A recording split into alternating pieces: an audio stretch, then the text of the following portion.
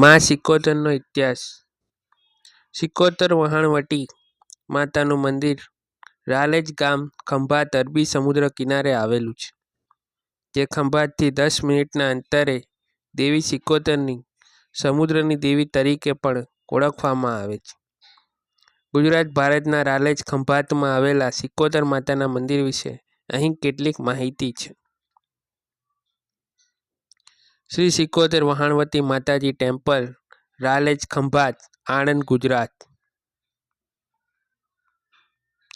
દંતકથા કહે છે કે સમય પહેલાં જ્યારે જહાજો તેમના માર્ગમાંથી ખોવાઈ જતા હતા ત્યારે તેઓ વહાણવટી માતા માટે પ્રાર્થના કરતા.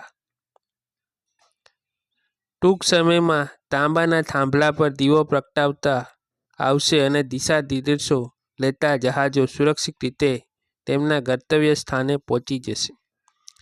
બીજી વાર્તા એવી છે કે નવરાત્રિ દરમિયાન માતા ગરબા રમવા સિકોતર આવતા.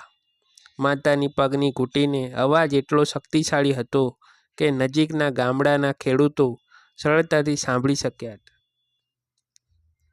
સિકોતર માતા અને જગદુશાની એક લોકપ્રિય વાર્તા છે. તે સમજાવે છે કે સિકોતર માતાને વહાણવટી તરીકે કેવી રીતે જાણવાની શરૂઆત થઈ.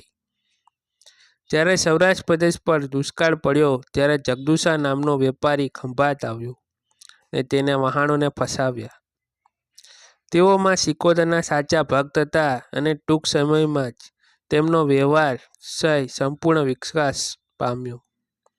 તે આટલો ધનવાન બની ગયો, પોતાની પાસે રહેલું પૈસાનું શું કરવું તે વિચારતા તેણે સિકોતર મા માટે સોનાની ચેન ખરીદી.